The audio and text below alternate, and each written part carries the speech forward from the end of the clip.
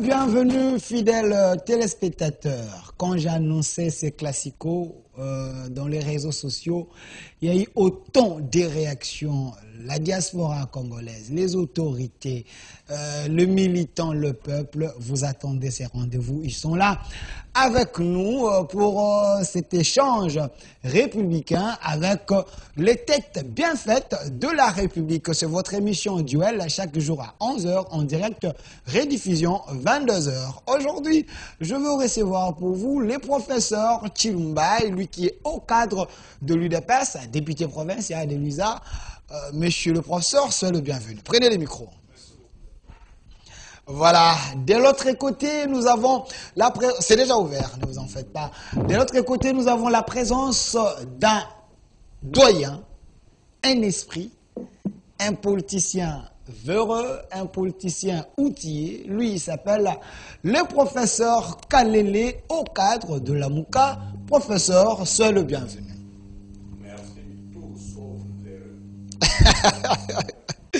Professeur Omeonga, il est l'ancien chef du département de relations internationales, il est scientifique, bon, il a autant de titres, mais j'aimerais qu'il ajoute lui-même. Professeur Omeonga, soyez le bienvenu. Prenez le micro. Oui, mais vous avez oublié que j'étais ancien secrétaire général du PRP.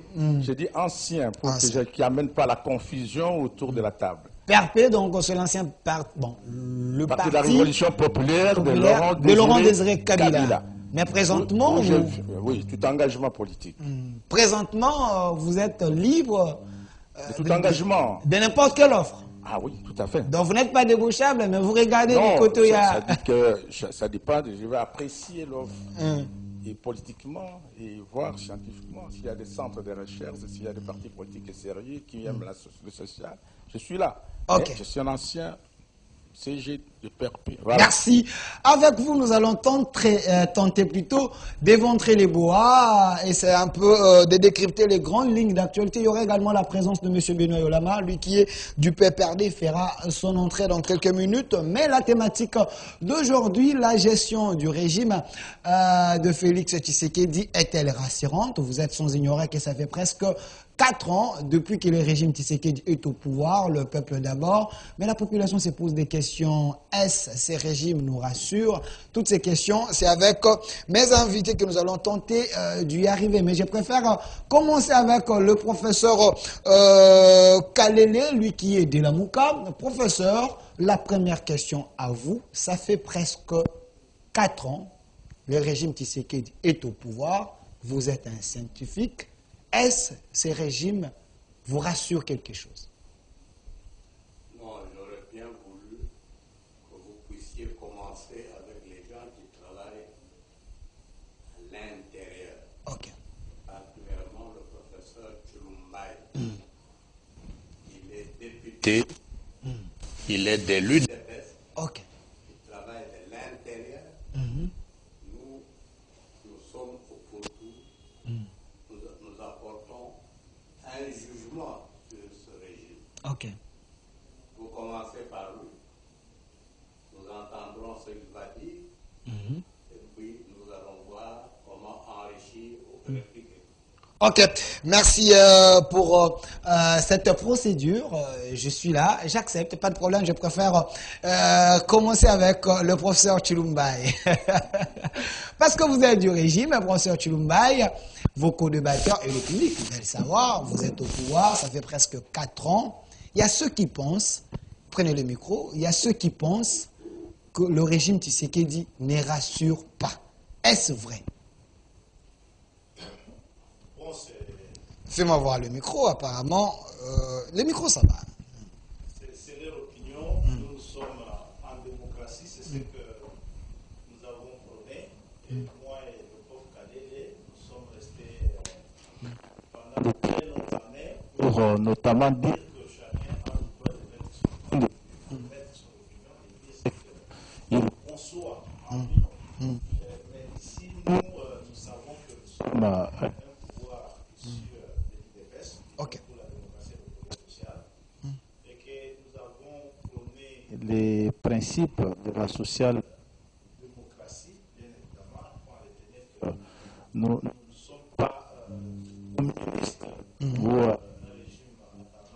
communisante. Nous prenons le libre entreprise, nous prenons la propriété privée et le travail, en effet.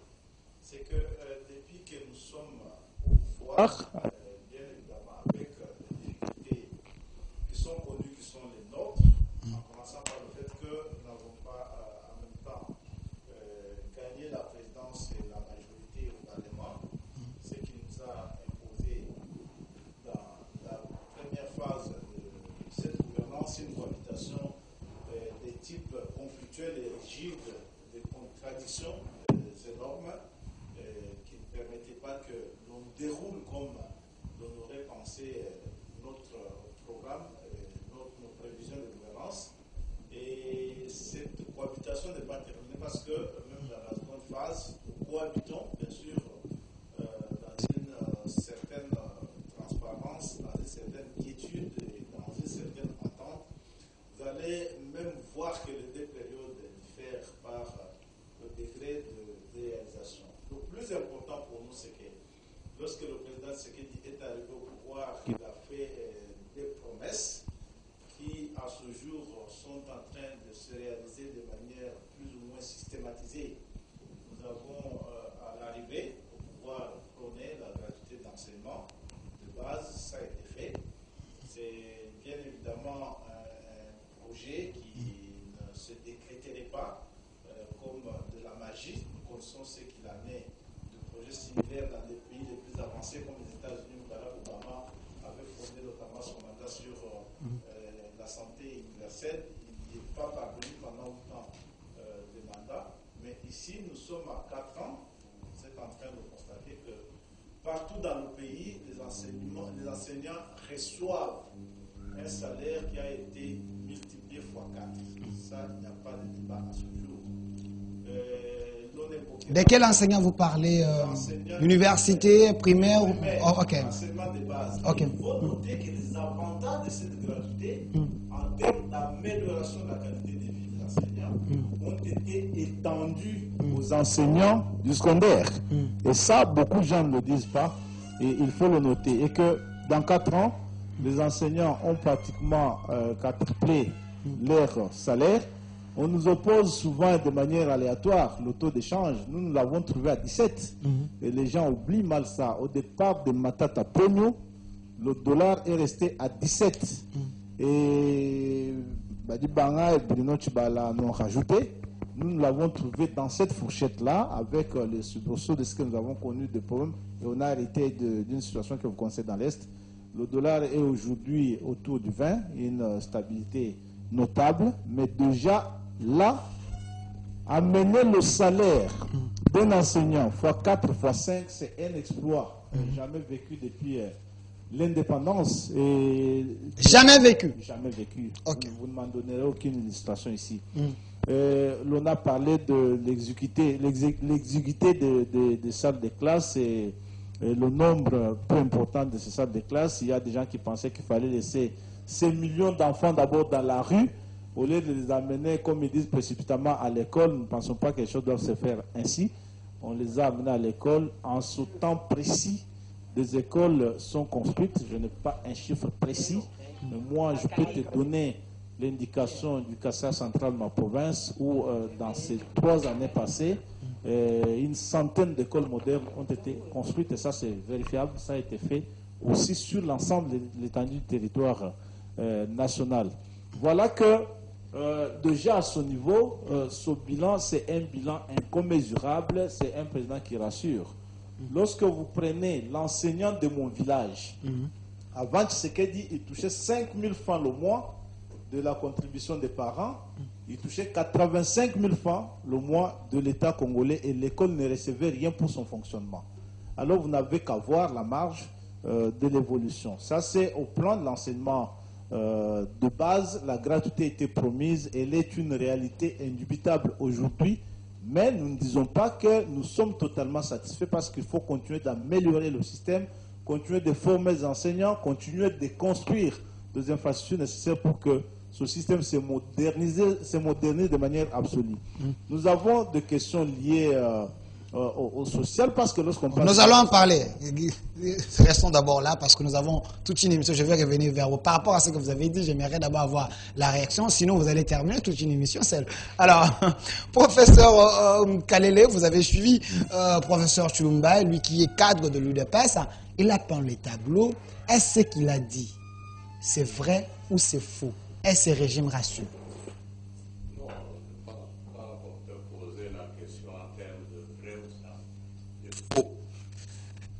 Il a fait un constat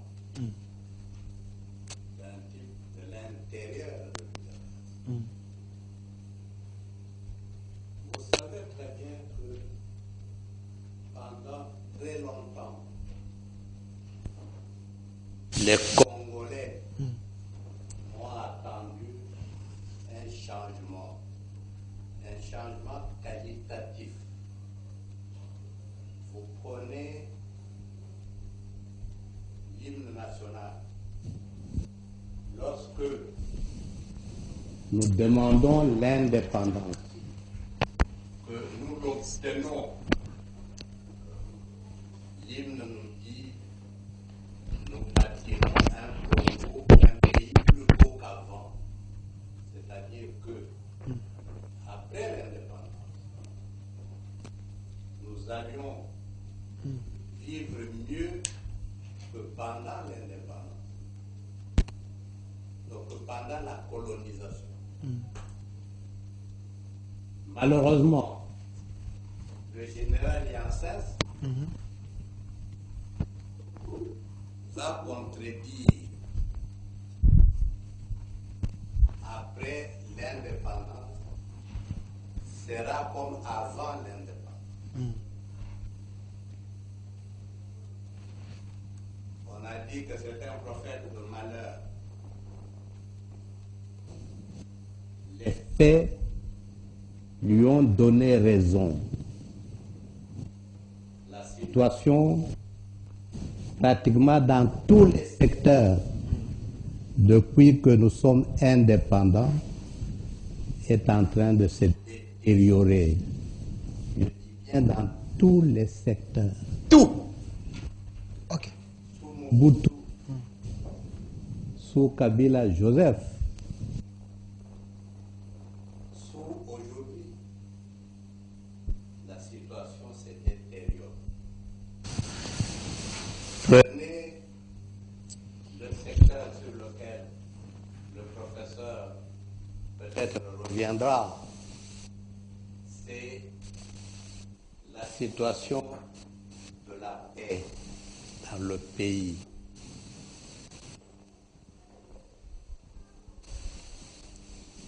Le territoire congolais se trouve occupé.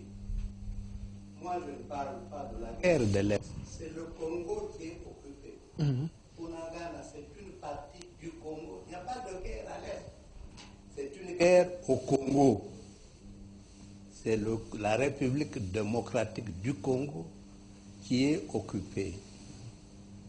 C'est la République démocratique du Congo où il y a des tueries. C'est des Congolais qui meurent par centaines chaque jour. C'est des Congolais qui sont chassés de leurs champs. C'est des enfants congolais qui n'étudient pas parce que la guerre les en empêche. On peut prendre un secteur, oui, le secteur de l'enseignement de base. C'est vrai, comparativement à un passé récent, on a dispensé les parents de payer. Ça fait que les enfants qui ne pouvaient pas aller à l'école, vont à l'école. C'est quelque chose de positif. Mais quelle est la qualité de cet enseignement qui est dispensé? Okay. Le niveau, quelles sont les conditions dans lesquelles ces enfants étudient? Nous avons la deuxième forêt la plus importante du monde. Tous les bois sont ici. Mais à l'intérieur comme à Kinshasa, on est au regret de constater que beaucoup d'enfants étudient par terre. Partagent à 2 ou 3 un cahier, un bic. Il y a donc un effort à faire très sérieusement du point de vue de la qualité de l'enseignement. Et les efforts fournis par le gouvernement ne suffisent pas. Mais je crois que toi, tu vis dans ce pays. Ok. Il ne faut pas faire semblant, parler comme si tu venais de la Lune. Tu connais bien les problèmes. Tu as des enfants à l'école, Oui. jusqu'à l'université. Le professeur là-bas, c'est un professeur d'université. Omeonga, c'est un professeur d'université. Kalel est un professeur d'université. Ils savent quelle est la réalité du point de vue du niveau d'enseignement jusqu'à l'université aujourd'hui. S'ils sont sincères. Chilumba sait qu'il est en grève. Ok. Sous le régime Tshisekedi, il est en grève à l'université de Kinshasa. Oui. Il est en grève, entre autres, pour la revendication des conditions de vie de l'enseignant. Mais j'ai vu récemment ici le chef de l'État remettre quelques véhicules aux professeurs. Mais soyez sérieux. Mais c'est une manière de vous valoriser. Soyez sérieux quand vous parlez. Quand vous invitez des gens comme nous, ce n'est pas pour venir blaguer. Mais je posais la Ayez les informations justes. Omeonga, tu as un véhicule.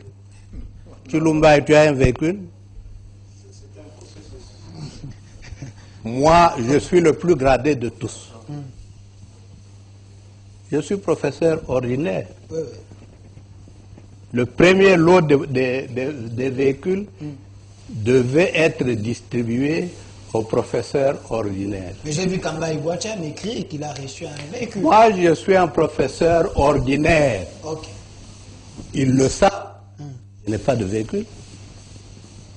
Ce n'est pas tout le monde qui a reçu ces véhicules. Tous les professeurs ordinaires dans les différentes universités n'ont pas été servis.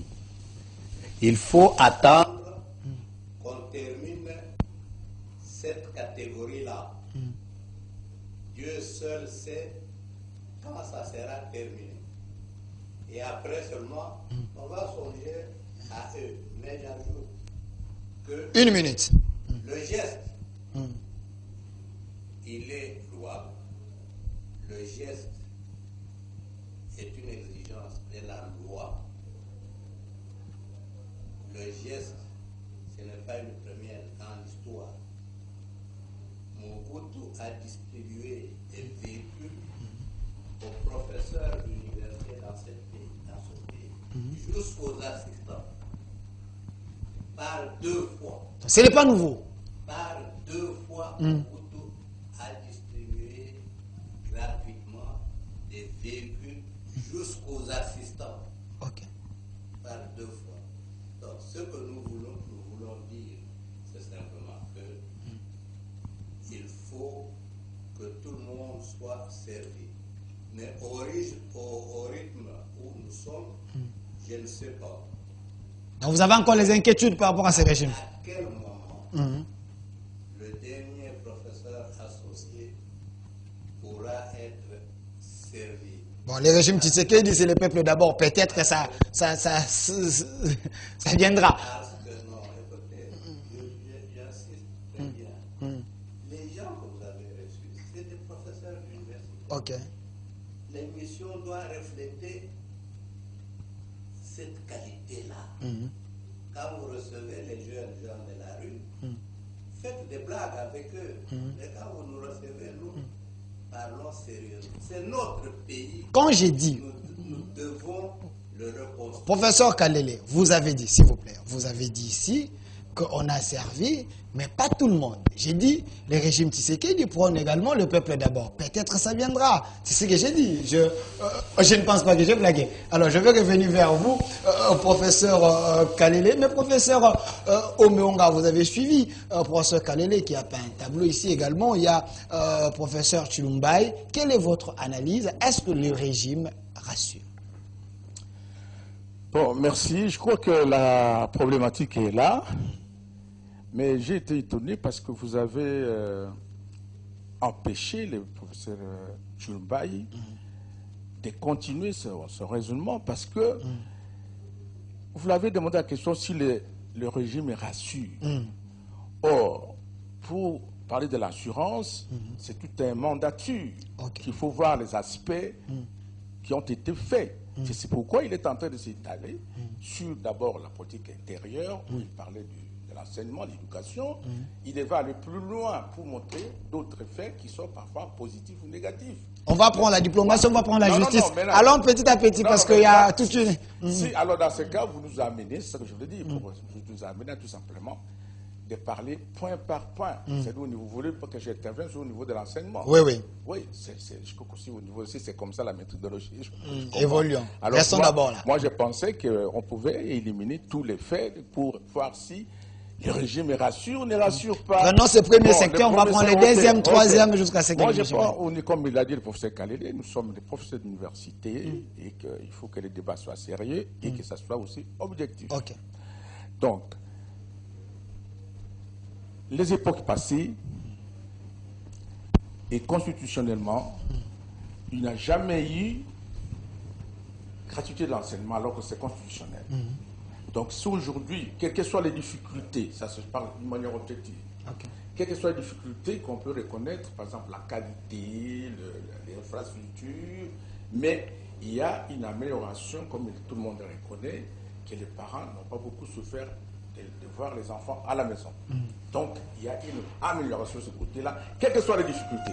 J'ai dit, quelles que soient les difficultés, les qualités, des infrastructures, mais on trouve que les enfants, l'effectif. Monsieur Benoît, là, prenez place. L'effectif des enfants qui ont embrassé l'école est énorme. C'est un point qu'il faut accepter. Deuxième chose, au niveau des conditions sociales des enseignants, parce qu'on ne peut pas comparer. Moi, j'ai vu à l'époque de Mobutu, j'ai vécu l'époque de Kabila, où moi j'étais dans ces régimes-là. Je pense que les conditions des enseignants de l'école secondaire primaire, ça, quand même, il y a une amélioration par rapport à ça. Ça, il faut le reconnaître honnêtement, parce que vous avez dit que vous avez appelé des professeurs. Donc, c'est pour dire,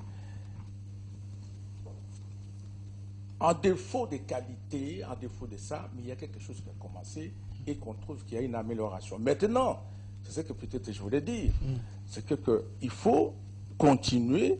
Est-ce que ce qu'on voit, c'est dans le traité d'être amélioré ou dans le baisse? Mais je pense au départ, moi je pense si nous partons tout simplement d'un point précis, l'enseignement, on peut dire que le régime rassure parce qu'il n'a jamais, il a fait ce que les autres n'ont jamais fait. Par exemple, la gratuité. Je dis la gratuité est constitutionnelle, mais n'a jamais été appliquée.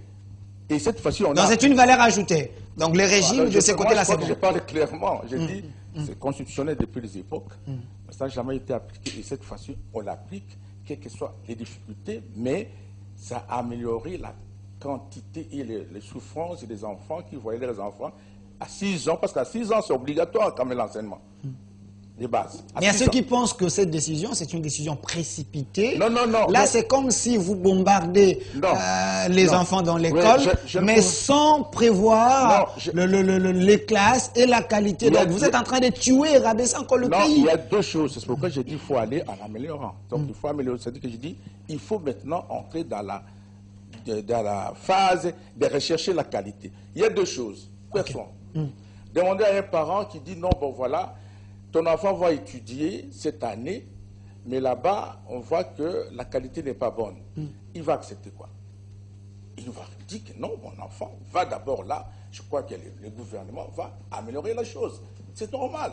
Plutôt que de voir, c'est souffrant quand on voit un enfant qui a l'âge d'étudier à la maison. C'est très souffrant. C'est peinant. Moi, je suis un parent et je voyais des collègues qui, leurs enfants ne peuvent pas, ou faisaient par échelonnement. Les 2 enfants étudient cette fois-ci et deuxième...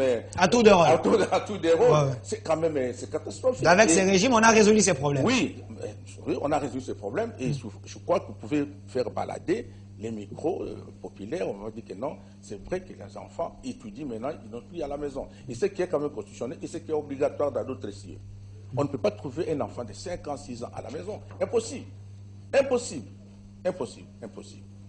Voilà, sur ce point-là, on ne peut plus l'assurance. Mais maintenant, en tant qu'enseignant, je crois qu'il faut maintenant, comme j'ai toujours dit, il faut maintenant essayer d'améliorer. Je crois que le professeur Nouba l'a dit, maintenant il faut essayer d'améliorer, c'est-à-dire chercher toujours les voies et moyens au niveau des qualités, au niveau des ressources humaines, au niveau des moyens financiers, qui n'en manquent pas, je suis sûr, parce que peut-être on va entrer sur ça pour voir que si le régime en rassure, parce qu'il y a l'IDGF qui n'a jamais été fonctionnel comme cette fois-ci. Ce sont des éléments importants. Moi, j'ai défendu très longtemps des valeurs de gauche parce que j'étais dans les perpétuels avec Mosé Laurent Désiré Kabila.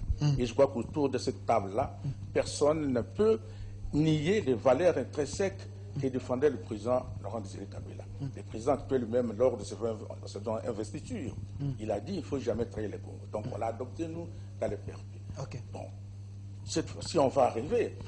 Il embrasse encore le service national. Merci, nous allons... Nous-mêmes, dans le régime de Kabila, on a abandonné le service national. Ok, restons d'abord dans ces premiers points. Il y a la présence de M. Benoît Yolama. Il est cadre du PPRD, parti cher à Joseph Kabila. Kabange, la thématique d'aujourd'hui, la gestion de la RDC sous les régimes Tshisekedi. Est-ce le régime rassure? C'est ça la question. On est en train d'abord d'évoquer le premier point sur l'enseignement en République démocratique du Congo. M. Benoît Yolama, prenez le micro. Quelle est votre analyse par rapport à ces secteurs? Est-ce le régime Tshisekedi a amélioré, a fait mieux? Merci pour la question. Je salue les différents invités que nous avons sur votre plateau. Et je tiens aussi à m'excuser par rapport au désagrément de la route et du régime actuel. Je ne sais pas si ça serait renouvelé. Deuxième chose, c'est que il est tout à fait difficile au stade actuel de dire que le pouvoir de M. Tshilombo a réussi. Le projet de société qu'il avait présenté lors de la campagne électorale n'est pas celui que nous entendons aujourd'hui. On s'accroche sur la Constitution, sur des dispositions constitutionnelles pour justifier l'existence de réalisation du pouvoir actuel. Or, à l'Équateur, comme dans les Kasaï, il y a eu déjà l'expérience. On avait expérimenté la gratuité. Et personne ne me dira le contraire ici. Et à l'Équateur, dans le Kasaï et dans le Katanga, il y avait des écoles qui étaient d'une manière progressive en train d'expérimenter la gratuité de l'enseignement primaire à travers presque dans les 3 cours que j'ai cités. Ça n'a jamais été un programme pendant la campagne de M. Tshilombo, ça n'a jamais existé. Et grave encore qu'on veut réduire l'existence d'un pouvoir pendant 5 ans qu'à la gratuité, qui a démontré d'ailleurs des défaillances. Et vous avez entendu, lors de son passage dans le Grand Kasaï, il y a des gens qui sont sortis pour lui exprimer cela, qu'il n'y a eu jamais de gratuité ici. Ça s'est passé à Chikapa, ça s'est passé à Loudja, chez le professeur Obeunga. Et il en avait entendu. Alors, quand on considère qu'il y a eu beaucoup d'entrées, alors, mais en termes de qualité, quel enseignement dispensons-nous aujourd'hui aux enfants qui sont là? Quel que soit le plus long voyage du monde, vous me commencez par un pas. Est-ce qu'il fallait laisser les enfants des Congolais à la maison, soit il fallait d'abord commencer, on va gérer et régler les choses? Il n'y a pas un coué. Je suis enfant d'un enseignant. Mon père est fils enseignant, directeur d'école primaire. Il n'y a pas un coué, même à notre époque, même à l'époque du Zaïre, où les enfants ne pouvaient pas accéder à l'école puisque les parents n'ont pas de moyens. C'est totalement faux. Et dire qu'il y a une formation rotative où certains apprennent une année, 2 ans après, d'autres apprennent, et là je ne suis pas d'accord avec le professeur. Puisque à l'université de Kinshasa, si c'est de l'université qu'il s'agit, aucun enfant de professeur d'université n'est pas le fait académique. Ok, j'étais là. Alors, si c'est le secondaire, l'école qui est au niveau de Mwamba, c'est l'école où les enfants de professeurs étudient.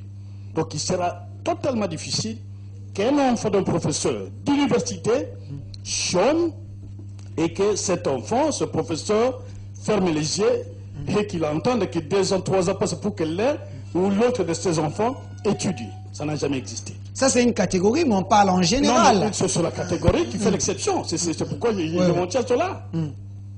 Donc, qu'on ne vienne pas pour des faits qui sont tout à fait individuels, globaliser la situation de l'enseignement en RDC. Il y a eu quelques écoles qui, certainement, ont poussé, ont démontré quand même leur capacité à exister, principalement les écoles catholiques, qui ont eu déjà une forte expérience par le passé. C'est ces écoles-là qui ont réduit sensiblement le frais scolaire. Et c'est ce qui permet aujourd'hui qu'on parle de la gratuité. Mais ailleurs, par exemple, quand vous prenez des écoles qui n'ont pas assez de bancs, des écoles qui n'ont pas suffisamment de locaux, dans ces écoles, même si vous y envoyez 20 000 étudiants, vous n'aurez rien fait, puisque la formation sera bâclée. Nous, à notre époque, s'il y avait trop d'étudiants dans la salle ou d'élèves, c'est au moins 60 élèves. Si c'est trop, si c'est peu, c'est secondaire ou 50. Mais il y a les exemples les plus clairs. Le chef de l'État actuel, vous avez vu, on est en train de réhabiliter les hommes, on est en train de construire. Ils peinent, si vous allez aujourd'hui, vous allez voir, il y a des nouveaux bâtiments. Tout ça, ce n'est pas un nouveau souffle, un apport. Vous ne voyez pas le PPRD? Bon, moi, je ne sais pas comment on veut réduire la gestion d'une république à une université. C'est scandaleux, même pour l'intellectuel. Les Congo avec plus de 2 millions de kilomètres carrés, on va réduire le Congo à une université pédagogique et nationale qui est à Kinshasa, qui probablement aujourd'hui n'a plus d'incidence sur l'enseignement primaire et secondaire. Parce qu'à l'époque, ce sont des cadres qui étaient formés dans ces écoles-là, qui étaient des enseignants du degré moyen, qui enseignaient tantôt au secondaire, tantôt dans les institutions d'enseignement supérieur pédagogique. Mais aujourd'hui, plus que l'université a déjà un caractère université de recherche, mais le caractère pédagogique, bien qu'il n'ait pas été supprimé, on n'arrive pas à faire la recherche au niveau de l'IPN. Construire des bâtiments, c'est bien, mais il y a beaucoup de problèmes. Mais les enfants ne payent plus de syllabus, vous avez suivi. Il y a des problèmes. Il y a des problèmes. Mais c'est des problèmes qu'il a trouvés. Qui sont localement ici boutiqués. Aucun d'entre eux ne va me contredire. Et dans la formation, vous prenez l'étudiant, vous prenez un professeur, et vous prenez un D4 du Zaïre. Le décret sera excellent. Merci. Et donc, nous estimons que ça, c'est une perte de temps. Puisqu'on ne va pas évaluer le bilan de M. Chilombo Tshisekedi en fonction de la construction des bâtiments à l'UPN. Ça ne se fera pas. Mais c'est de mettre quand même les étudiants dans de bonnes conditions. C'est un pouvoir qui navigue à vue. Il n'y a rien du tout. Merci. Nous sommes partis de 100 jours chaotiques. Des détournements, en tout cas, qu'on ne peut même pas qualifier. Nous sommes partis encore de 100 jours. On est arrivé aujourd'hui en programme sur les 145 territoires. Nous allons en parler, ça c'est un autre point. Alors, si je continue, vous remarquerez qu'il n'y a aucune planification, il n'y a aucun programme. Merci. C'est un pouvoir qui navigue à vue et qui a volé son propre peuple plus d'un milliard de dollars. Merci. Calmez-vous. Calmez-vous, M. Benoît Yolama. Ces débats, pour moi, c'est un débat purement scientifique avec les têtes bien faites. Et je pense que le respect mutuel est exigé dans ces débats. Professeur Chilomba, prenez le micro. Vous avez suivi M. Benoît Yolama, également le professeur Kalele et le professeur Mwanga. Je note que le professeur Kalele note une petite volonté, mais ce n'est pas suffisant par rapport à ce secteur. La preuve en est même, vous-même, les professeurs, vous êtes en grève. Évoluez avec la deuxième question. Mais si elle les arriérés, vous pouvez les payer sur la diplomatie. Il y a ceux qui pensent que votre diplomatie, ce n'est pas une diplomatie agissante, c'est une diplomatie faible. Est-ce vrai? Je vais rapidement y revenir. La grève, dans un État, c'est un baromètre de l'exercice de droits professionnels. C'est aussi un message que dans ce pays existe un grand espace de liberté. Parce que moi, je me souviens, le professeur Mwanga est en face de moi. Il sait, lorsque sous Kabila, on faisait ces grèves, à quel type de pression nous étions soumis à l'université. Il en sait quelque chose. En fait, c'est pour réagir un peu au propos de Benoît, c'est pas... Bon, moi, je ne suis pas des quatre de l'époque de Mobutu. Je suis plutôt un docteur qui est parcouru l'université après cette époque-là. Je ne connais pas trop de D4 qui viennent faire des débats avec moi sur leur degré de connaissance dans quelque domaine que ce soit. Ça peut être le cas dans des milieux qu'ils fréquentent, si bien nous savons que l'AFDEL nous a amené au principe de distribution des diplômes, de trafic des diplômes. Tout ce qui était venu avec Kabila voulait avoir un diplôme. Peut-être c'est le modèle qu'il côtoie, il a raison de le dire. Autour de cette table, il n'y a personne de cette catégorie-là. On avait déjà expérimenté l'enseignement, la gratuité de l'enseignement dans le Kasaï. Non, c'est faux. Je suis fondamentalement kassaïen. Je suis actuellement député, élu du Kasaï, dans le Kasaï. Ça n'a jamais existé. Et qu'aucun enfant d'un prof n'étudie gratuitement à l'université Kinshasa. Vous voyez, ce genre de déclaration à la télé requiert un peu de rigueur. C'est ça même la différence entre les méthodes journalistiques et ce que nous on fait en sciences. Un peu de rigueur lorsque vous avez des statistiques de cette nature de preuve. Aucun enfant d'un professeur n'étudie gratuitement. Aucun. Les enfants des professeurs payent bel et bien les frais comme tout autre enfant. Ils se soumettent à toutes les exigences de l'université. Vous n'apporterez aucune preuve de ce que vous alléguez et qui est suffisamment grave, y compris au moins en bas, où d'ailleurs actuellement même pour inscrire un enfant, les enfants des professeurs, des assistants traversent le même calvaire, parfois pire que ceux qui viennent d'ailleurs. Aux cliniques universitaires, nous ne sommes pas soignés gratuitement, retiens-les pour dit, donc ça n'existe pas. La gestion d'une république ne peut se résumer à une université. Bien sûr que oui.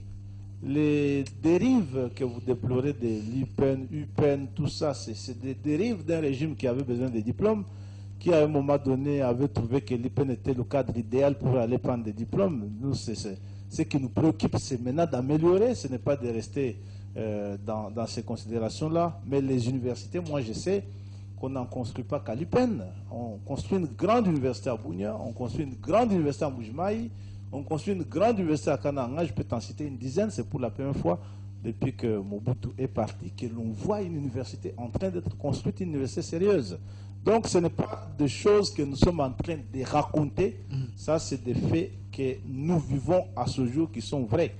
La qualité de l'enseignement, moi j'ai un grand contact avec des milieux ruraux, je sais que beaucoup d'enfants, et nombreux d'ailleurs, et même des enseignants, je connais de très grandes écoles dans ce pays, comme le collège Saint-Berkmans de Kamponde, qui avait pratiquement fermé, parce que les enseignants avaient déserté, ils sont allés faire les champs, un grand collège comme celui-là, et qu'il n'était plus fréquenté. Aujourd'hui, l'école a repris parce que la gratuité est là, c'est une évidence. Donc, c'est pour dire que ce que dit ne donne pas un bilan de l'école. C'est vrai que nous avions commencé par là.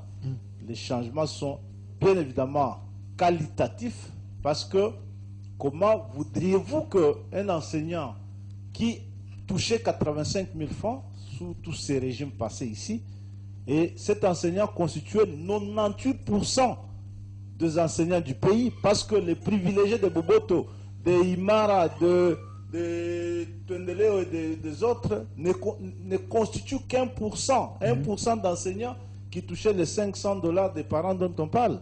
Mais le reste d'enseignants, 98% d'enseignants au village, c'est celui qui vivait de 85 000 francs, qui aujourd'hui vit de 450 000 francs congolais. Et l'école est de 85 000 à 450 000. C'est des évidences. Okay. L'école est financée et reçoit les frais de fonctionnement régulièrement, chaque mois. Donc il n'y a même pas comparaison entre les deux tableaux pour qu'on revienne sur ça. La question des territoires occupés, le professeur Kalele sait que la Mouka n'a pas battu campagne à Butembo. S'il n'y a pas eu élection à Butembo, c'est bien évidemment parce que les territoires étaient occupés. Vous avez, vous suivi ici, de villages, de cités, de territoires des secteurs entiers de groupement qui étaient récupérés. Et on vous dit que ça fait 23 ans que ce groupement est entre les mains des ADF. 23 ans que l'État n'y a pas posé son pied. Ça signifie que les efforts, lorsqu'on veut maintenant évaluer l'ambition d'un gouvernement par rapport au discours qui avait été présenté, vous verrez que c'est dans tous les domaines de la vie. Je ne parle pas seulement de l'enseignement. Actuellement, une route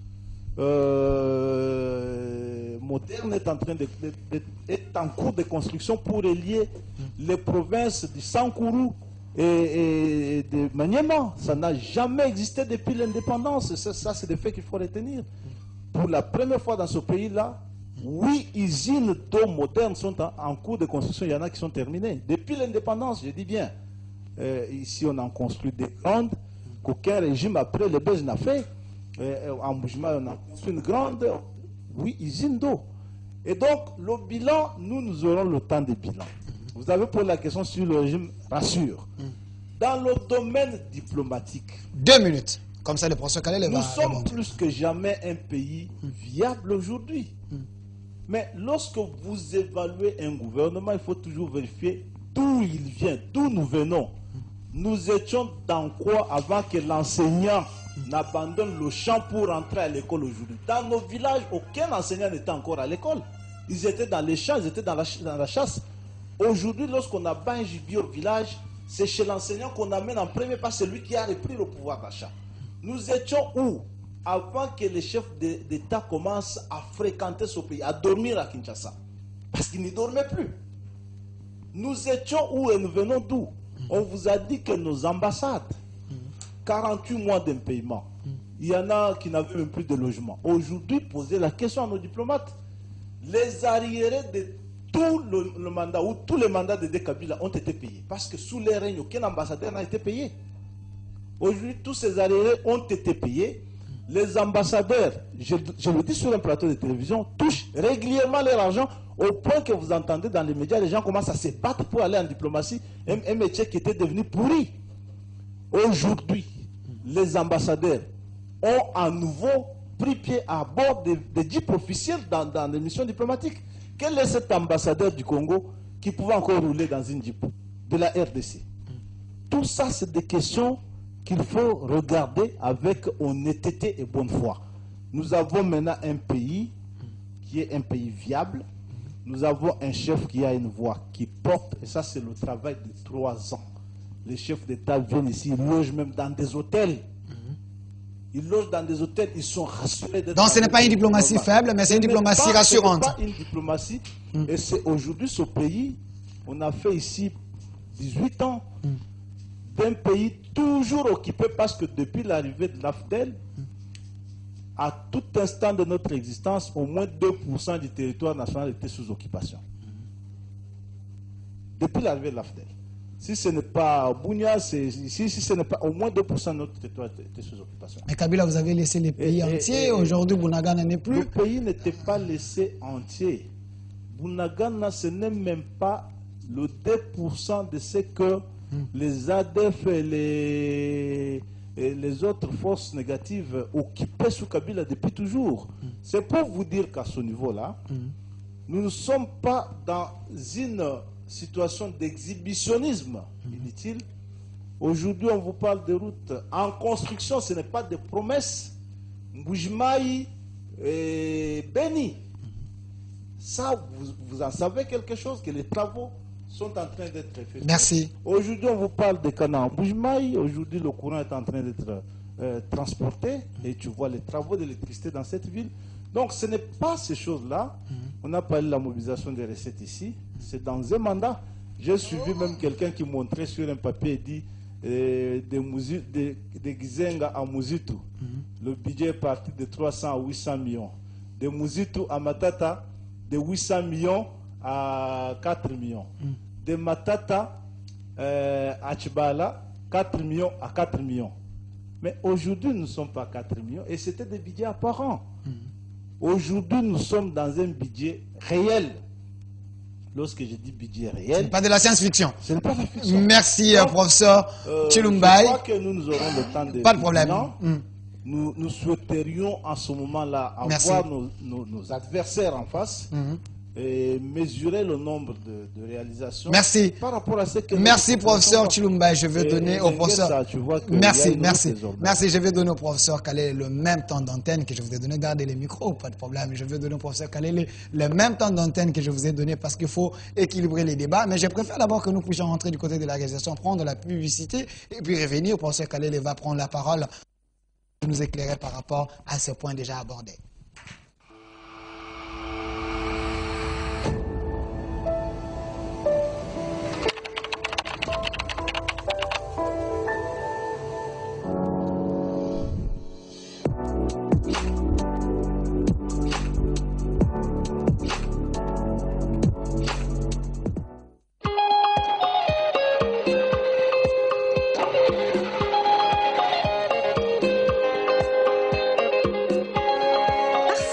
Nous pouvons nous retrouver seuls face aux imprévus.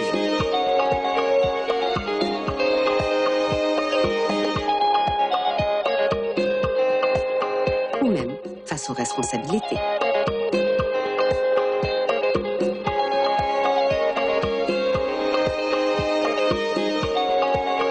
Ou encore être seul face à nos projets. Et face aux risques. Mais avec Robank, vous ne serez jamais seul, parce que cela fait 20 ans que nous allons de l'avant avec vous. 20 ans qu'ensemble, nous bâtissons la République démocratique du Congo. 20 ans que nous vous offrons la meilleure expérience bancaire. 20 ans que nous participons à la réalisation de vos projets. 20 ans que nous contribuons à l'amélioration du quotidien de tous. Oui, grandir ensemble, ça se fait. Robank, 20 ans ensemble.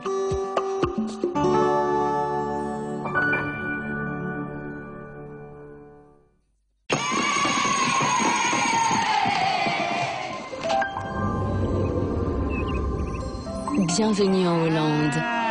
Bienvenue au pays des éleveurs les plus célèbres du monde.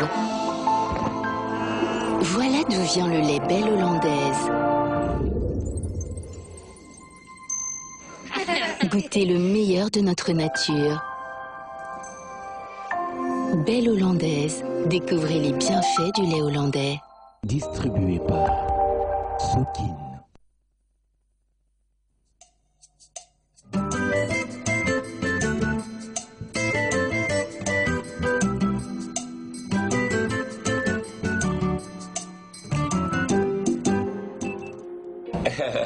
Ah, merci. T, tu es pour un dossier RP10 111. Il y a monsieur Keita Diallo, na Hassan Karim, na Bamissu. Madame Oyo, secrétaire là-bas. Ah, merci Damoni. Ah, enchanté. Mais dossier on a un pas chef nanga. Ya solo to bien ko konzina yo mutaye bisaki biso to kanana yo pona ko sengela ba konzina biso liberté provisoire na ko fongola ba porte ya ba bureau na biso oyo bokanga. Esa mbongo. Oui, il y a kiloté. Joa $100,000 oyo ya yo bokabola yo na équipe na yo. Mon konzanga zu combien? Nanu te ayebisaki biso tokutana na yo mpona kosolola. Nayebaki. Bandeko boza ba congolais? Oui. Il y a makila penza donc ngana ndo zomona boy congolais ya makila. Eh bien. Konza bino to ba client wana. Bapaya o ba ina mboka oyo RDC maboko pamba. Lelo bakamati bino bazo utiliser bino boya ko corrompre justice ya mboka na bino. Na mbongo o bayibi na mboka na bino pe na kati ya mboka na bino awo. Boka ta sonité bande bino bokosala na bamboka na bango soki batosaka mibeko ya mboka na bango nini ezopekisa bango batosa pe mibeko ya mboka na biso awo. Bino bokosala ngo na mboka na bango soki bazotosa mibeko ya mboka na bango kwa bazotosa o ya mboka na biso te. Boyoka. Banquette ya IGF et monisi de Batunabino wana bayibaka 900 millions chaque année et basali 6 ans. Nyons et sali lokola 5 milliards 400 millions oyo batwana fa futa na l'état congolais. Ah bon? Limbisa biso. bandeko na mbongo wana tonga banzela boni baekole boni bahôpitaux boni bainfrastructure ya ndenge nini akoki te kotonga to komodernize na ebele ya mbongo wana. Vous avez raison. mokonzi limbisa biso toyebaki nyonso te na lisungi ya IGF oyo mokonzi ya mboka chef de l'état atelemisi miyibi nyonso ya mbongo ya leta bazobima na mpwasa mpe bazokangama. Etumba oyo ya corruption oyo ezali moko ya bapriorité ya chef de l'état esengeli ezala etumba ya congolais nyonso. Bandeko na ngai oyo bozosala awa ezali tentative ya corruption bobuki mibeko na nde mibeko etindi ngai boza bakanga nini yo maître. Maman, quitte mon thème, magistrat. On dit pardon. Pardon, ezaki maman. Mibeko, eza mibeko. Avec l'IGF, luttons tous contre la corruption pour construire notre pays.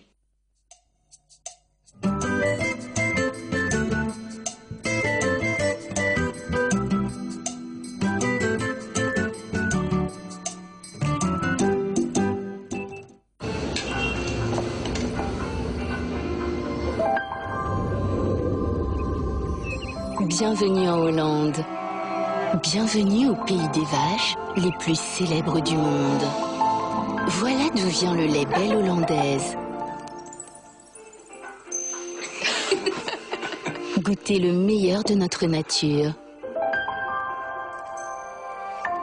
Belle Hollandaise, découvrez les bienfaits du lait hollandais. Distribué par Sokin.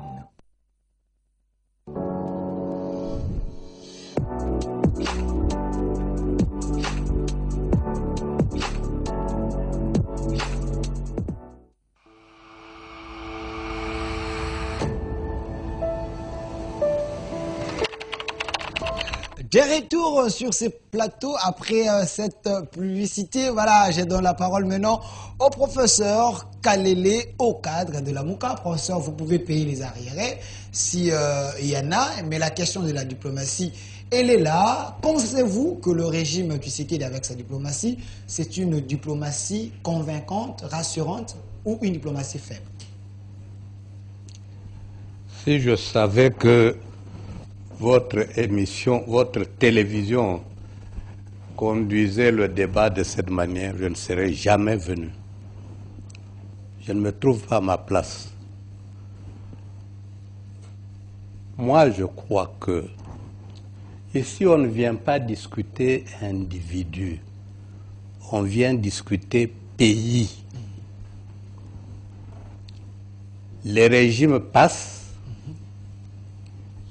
les individus aussi. Lorsqu'il y a un régime en France, l'ambition c'est de dire qu'est-ce que je peux faire de plus que mon prédécesseur. En Belgique, aux États-Unis d'Amérique, etc. Parce que chaque gouvernement travaille pour le progrès de son pays et doit faire avancer son pays d'un pas ou de deux pas. Nous, nous sommes dans les pays sous-développés où malheureusement les individus discutent individus et pas pays. C'est une tare. Il faut la combler et le plus vite possible. Je commençais par l'hymne national. Bâtir un pays plus beau qu'avant. C'est-à-dire que, après notre accession à l'indépendance, le Congo devrait être plus avancé que pendant le régime colonial. Parce que nous avons chassé la colonisation pour mieux vivre dans tous les domaines. Ça signifie également que nous devons avoir la maîtrise de notre passé, de notre histoire. Puisque nous parlons, entre autres, du système c'est l'enseignement ou l'éducation. Je préfère parler du système de l'éducation nationale, pas de l'enseignement national. Comment on a façonné l'homme pendant la colonisation, comment on le façonne, comment on devrait pouvoir le façonner aujourd'hui pour un pays meilleur. Moi, j'ai étudié, parti pendant le régime colonial, parti pendant le régime post-colonial. Je n'ai jamais eu à payer un cahier, une ardoise, une touche. Le système colonial de l'éducation nationale était gratuit. Toute l'école primaire, tu termines ton cahier, tu exprimes ton besoin, le lendemain, on te donne un autre cahier gratuit. Tout le système a fonctionné comme ça. C'est à partir du secondaire que nous avons commencé à payer le Minerval. Mais tout le primaire, c'était gratuit. L'enseignant, c'était le grand monsieur du coin. Il était respecté. Il touchait combien, nous ne savons pas. Mais en tout cas, ceux qui le touchaient lui permettaient de se faire respecter à travers tout le village. Parce qu'il y a le salaire à terme de chiffres. Là, je touche $1000, je touche $500 000. Mais quel est le pouvoir d'achat de ce $1000, de ce $500 000? Aujourd'hui, vous prenez un enseignant, même à Kinshasa ici, ils me suivent. Avec son salaire que nous donne Tshilumbaï là-bas, il vit comment? Il s'habille comment? Il faut attendre que le blanc jette ses vieux habits, Tombolabwaka, pour qu'il s'habille. Ça, c'est une réalité. Nous nous habillons de Tombolabwaka. L'enseignant ici, il y en a combien qui sont capables de se payer un vélo, un phonographe, une machine à coudre, un fusil, Tshilumbaï. Tu viens du Kasaï, moi aussi je viens du Kasaï. J'ai étudié mon école secondaire en grande partie au Kasaï. La vie que menait l'enseignant à cette époque-là est celle que mène l'enseignant aujourd'hui. Si vous voulez expérimenter la misère et la pauvreté, devenez enseignant, devenez fonctionnaire. Ça, c'est la réalité. À Kinshasa, c'est la même chose. En termes de masse monétaire, vous avez plus d'argent, mais en termes de pouvoir d'achat, en termes de qualité de vie d'un enseignant, même le professeur d'université ici, sont tous professeurs d'université. Ce que vous vivez ici, c'est ce que moi je vivais quand j'étais assistant.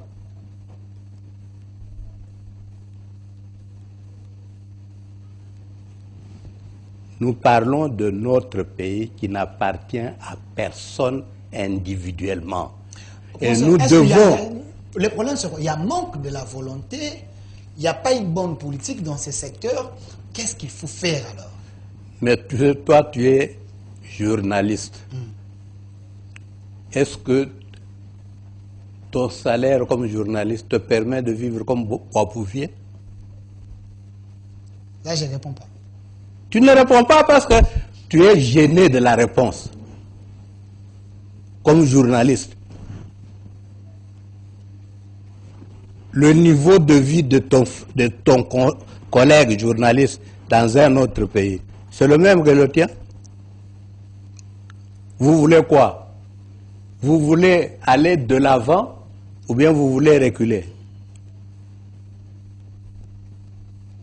Nous avons tout dans ce pays.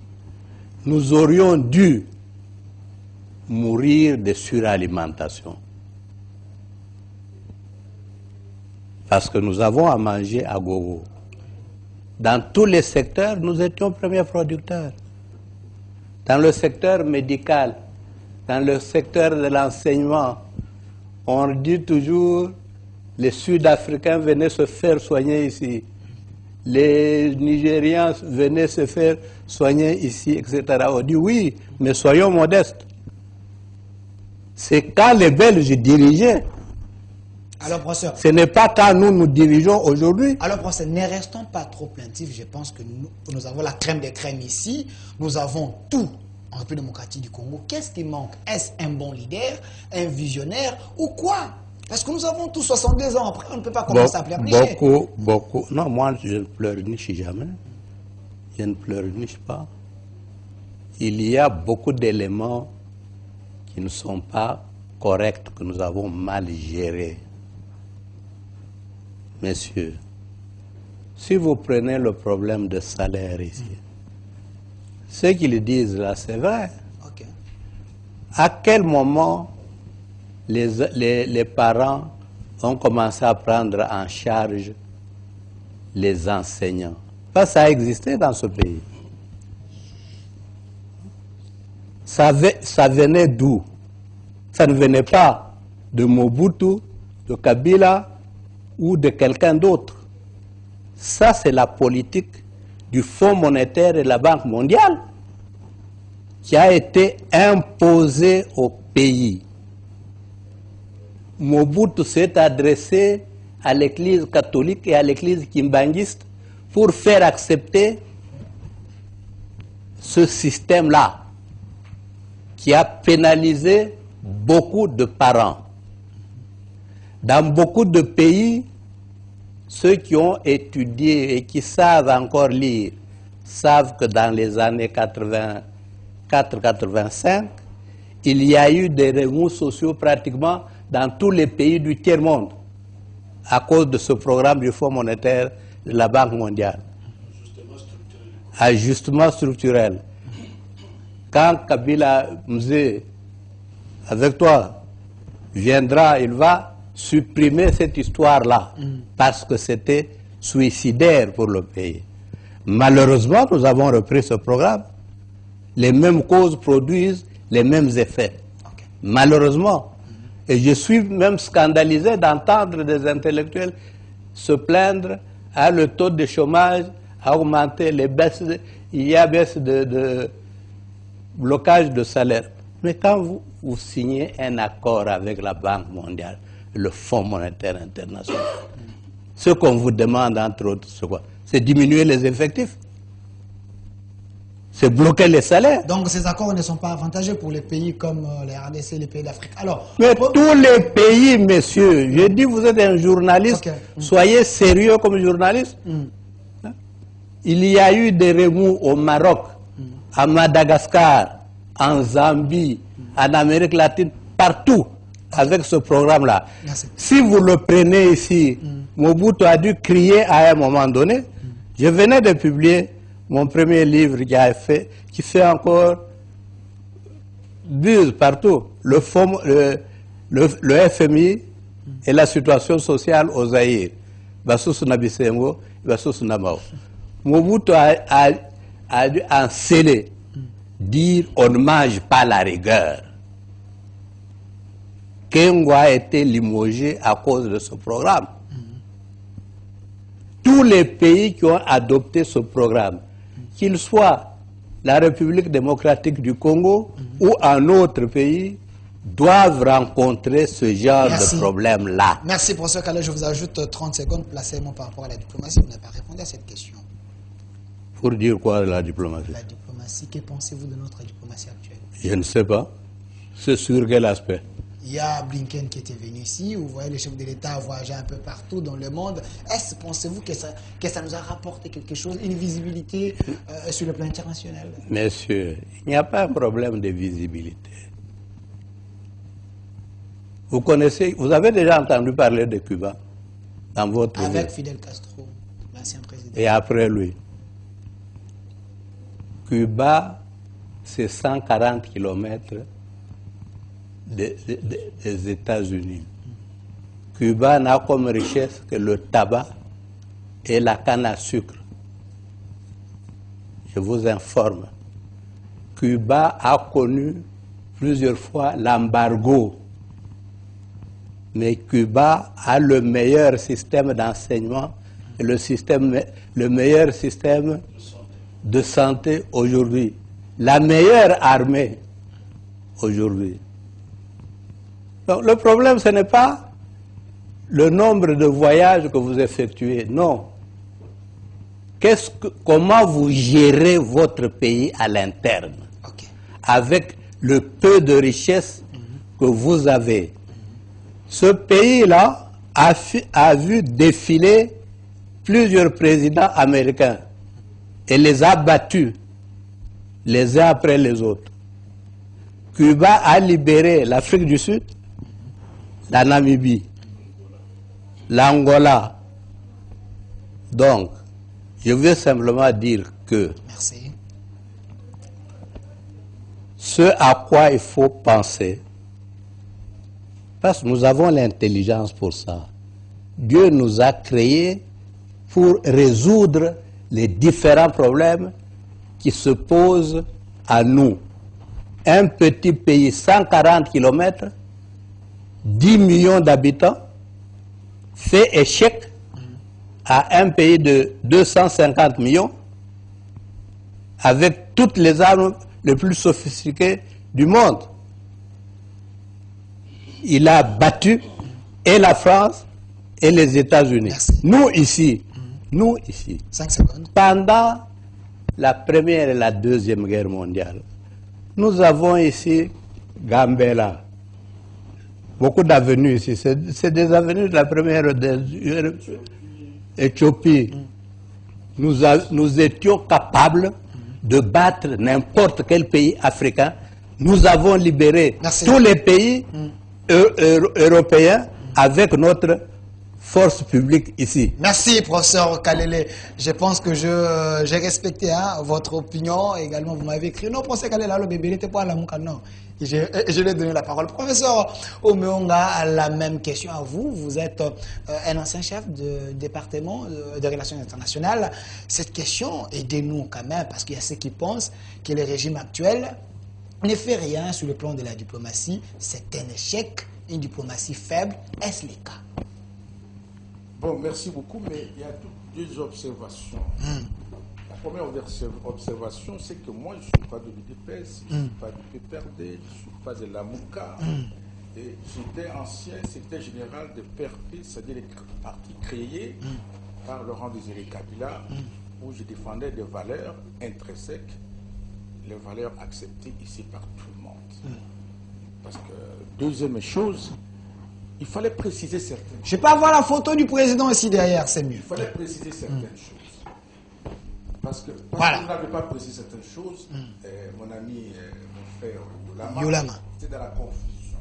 Ici, on n'examine pas les bilans du chef de l'État. On a dit, est-ce que les 4 années, est-ce que c'est rassuré? Rassurer, ce n'est pas un bilan. Ça, c'est deuxième. Troisième observation, je pense qu'ici, c'est pour cette raison. J'ai dit en entrant ici de la méthodologie qu'on devait conduire ce débat. Est-ce qu'on passe aspect par aspect pour examiner qui se rassure? Et vous nous avez trouvé sur l'aspect de l'éducation, comme dit mon frère Kalele. Et dans cet aspect d'éducation qu'on discutait, on n'a pas dit qu'on ne peut pas évaluer un bilan d'un chef par rapport à la construction des bâtiments. À chaque fois quand on arrive dans un débat, si vous n'avez pas suivi les débuts, faites attention parce que vous risquez d'être dans la confusion et ne pas être compris par le public. C'est très important ce que je vous ramène. Bon, deuxième chose, et je crois que nous avons parlé de la dit, bon, c'est aussi heureusement que peut-être le professeur Tshilombo l'a dit, il faut faire attention de donner des déclarations affirmatives comme gratuites à la télévision. Moi, je n'ai pas les enfants de professeur Omeonga. C'est pas, vous pouvez en citer un qui avait étudié ici gratuitement, même qui est témoin qu'un de mes neveux a étudié gratuitement à l'université. Non, il y a un principe qu'on parlait de prise en charge, c'est-à-dire que si vous êtes en difficulté d'argent à cette époque-là, vous pouvez faire une prise en charge, on vous donne l'enfant étudie, mais entre-temps, on vous retire à la source quand les salaires arrivent. Ça, ce n'est pas la gratuité. Non. Et troisième observation, je voulais dire tout simplement, ici, nous avons dit tout simplement que par rapport à l'effectif augmenté et qu'il n'y en avait pas avant, il y a des problèmes de qualité qui se posent. Est-ce qu'il y a la précipitation? Mais il y a un fait évident, un fait important, c'est que les parents ne souffrent pas de voir des enfants rester à la maison. Et j'ai été étonné, je pense que vous avez des enfants à 10 ans, je ne parle pas des enfants des professeurs. Dans l'ensemble national, il y a eu cette histoire de rotation. J'en connais des parents, mes neveux, mes cousins, qui disaient que non, ils ne pouvaient pas faire étudier ma fille cette année, je laisse d'abord l'autre terminer à l'université et l'autre va reprendre l'école secondaire. Il y en avait plein. Je suis très étonné, même si, comme le professeur Dikali dit, même si on veut défendre l'individu, faites attention parce que nous sommes dans un débat où on a dit des gens de qualité. Ça, on ne peut pas comprendre que vous allez dire que non, il n'y a jamais eu de rotation dans cet espace où les enfants, tout le monde part à l'école. Il y a beaucoup d'enfants qui ne partent pas à l'école, qui ne partaient pas. Donc, alors maintenant, vous revenez à la diplomatie. La diplomatie. Vous voyez, la diplomatie, je ne sais pas comment. La diplomatie, c'est la première chose. J'ai toujours dit, en tant que spécialiste à cette matière-là, je l'ai dit que la diplomatie comme telle, comme instrument de la politique étrangère,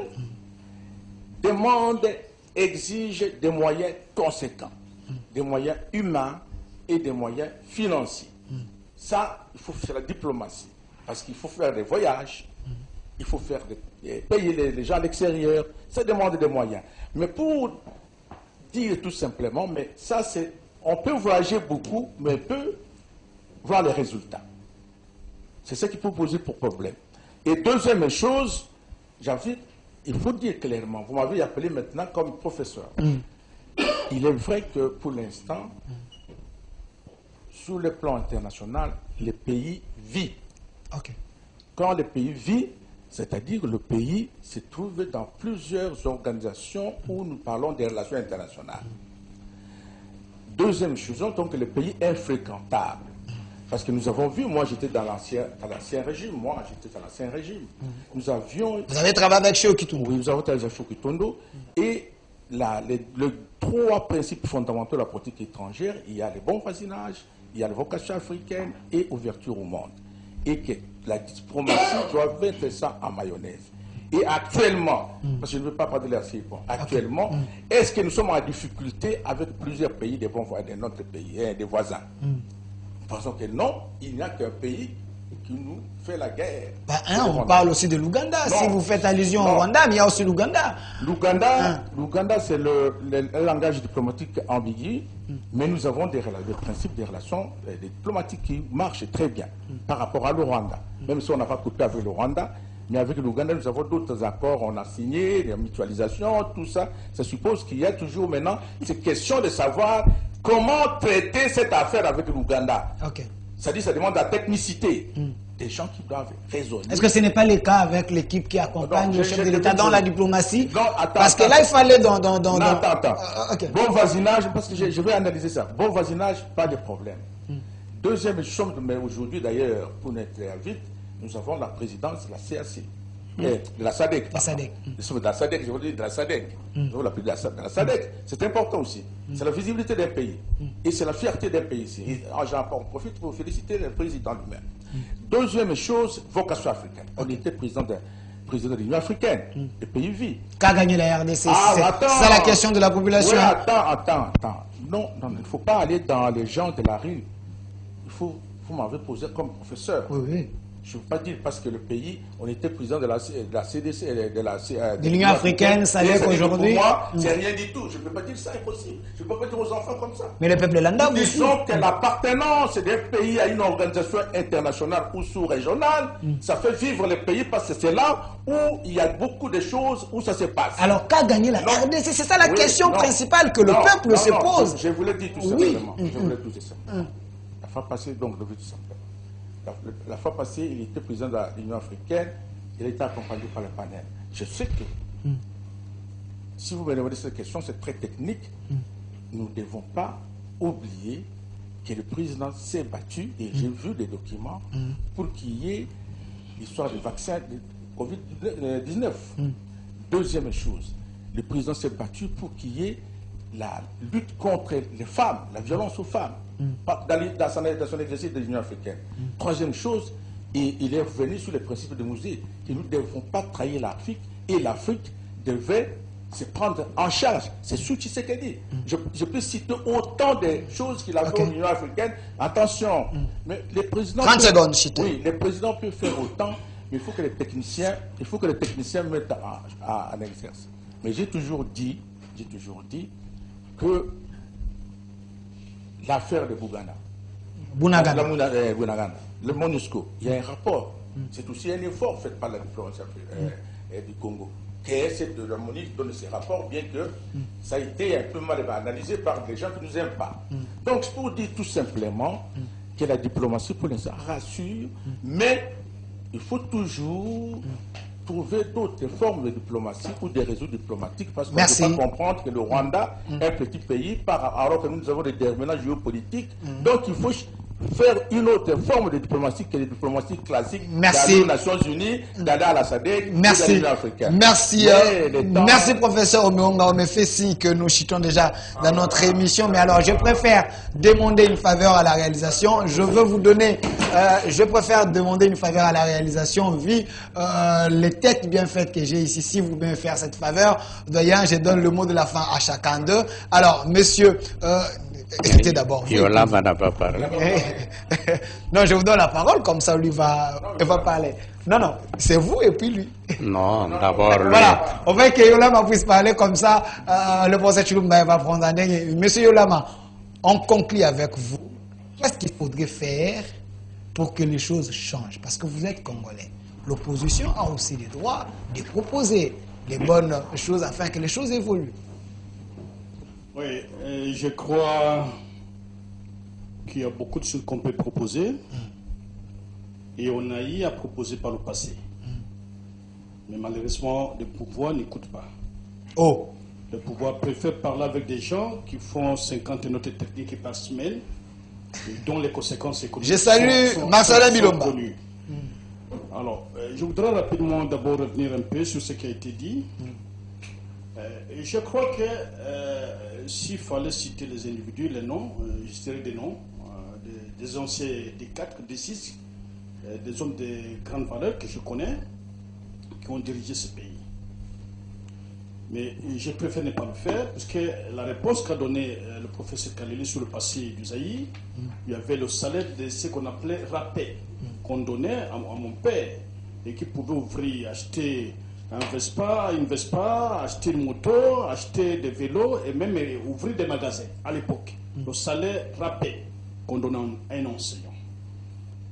Et si vous partez très loin, si j'estime comparer la gratuité n'est pas à l'université, à moins qu'on me prouve le contraire.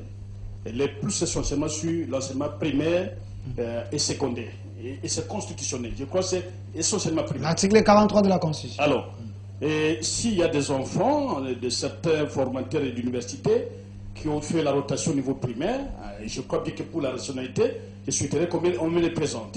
Ce serait une très bonne chose pour que nous les sachions et que l'opinion publique qui est en train de nous suivre à l'instant le sache.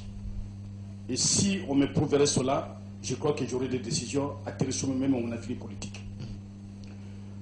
Deuxièmement, le professeur Chilumba il parle. D'abord, le professeur Omeonga me plonge dans une confusion qui n'en existait pas.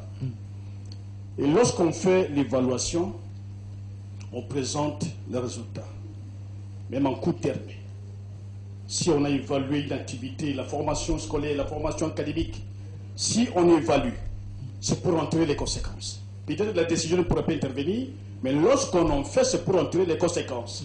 C'est pour dire à quel niveau nous sommes. Or, présentement, sur l'enseignement, je ne sais pas s'il faut parler qu'il y a eu beaucoup de réussite. Parce qu'il n'y a pas longtemps, bientôt une année, le président Chilombo Achikapa, dans un échange public avec la population, il a entendu qu'il y a des écoles qui n'ont pas la gratuité. Achikapa, publiquement, ça passe à la télévision, à la radio. C'est pas bon là. Et en plus de ça, le professeur Chilombaï revient sur des cas de régie des eaux, des stations de production qui seraient au total, peut-être ici c'est plus de 12 ou 12 universités qui seraient en construction à travers le territoire national. Mais j'informe l'opinion publique qu'il faut passer par Ngaliema pour voir les panneaux qui est affiché à côté d'une usine de production d'eau qui est là-bas. C'est bien mentionné, financement Banque mondiale, à moins qu'il me prouve le contraire. Et à côté du palais du peuple, il va constater qu'il y a des Chinois qui sont en train de construire. C'est écrit coopération chinoise. À Lembaïmbo, où il a fait allusion, j'ai été là plus d'une fois, c'est aussi la Banque mondiale. Moi, je suis prêt à tirer des photos, vous les envoyez aujourd'hui, puisque je passe par là. Alors, sur le bilan, un budget d'au moins 12 milliards de dollars, et qu'il y aurait une évolution progressive du budget, je crois qu'à ce niveau-là, il y a des problèmes. Chité. Je vais certainement chiter. Il y a des problèmes, puisque le budget, c'est l'instrument de la politique nationale d'un pays. On vous dit que nous avons acté des assignations, les régies financières ont fait le travail, et que le budget serait même de 15 milliards. Considérons cela. Mais aujourd'hui, pas même aider. Et moi, nous sommes déjà dans la planche à billets. La Banque centrale arrive à émettre des billets, en changeant même des signatures, de 20 000 francs congolais. Et le billet n'est pas produit par rapport aux besoins de l'économie, le billet est produit par rapport à un besoin de salaire, d'augmenter ce salaire-là, qu'on estime être le meilleur salaire qu'on donne à l'enseignant. Et si nous étions cette opposition de l'époque, 5 secondes. avait fait partie, le professeur, Chilombaï. Je crois que nous aurions déjà fait ce que le fait qu'il avait fait la conférence nationale. Merci. Donc, retirer la confiance de cette biais de 20 000 francs qui est déjà, en tout cas, imprimé en 2022. Merci. Mais nous ne l'avions pas fait. Maintenant, en ce qui concerne les propositions, on a eu à le faire par le passé. 5 secondes, 5 secondes. Et lorsqu'on dit une route que les Belges n'ont pas laissée, mais je connais autant de ports que les Belges n'ont pas laissés, notamment le port Luangue, le port Lualaba, les ports Pozo, que les Belges n'ont pas laissés, qui ont été construits pour l'intérêt national. Merci. Maintenant, le conseil, la diplomatie, comme l'a dit le professeur Calais, il ne suffit pas de voyager. Et même à l'époque des musées, même à l'époque actuelle, merci, nous n'avons jamais eu de problème avec tous les voisins. Merci. Les deux voisins qui posaient problème, merci. Les deux voisins qui ont eu le chèque à blanc pour agresser. Professeur Chilombaï, j'ai conclu. Professeur Chilombaï, votre mot de la fin, prenez le micro. Votre mot de la fin, on retient quoi?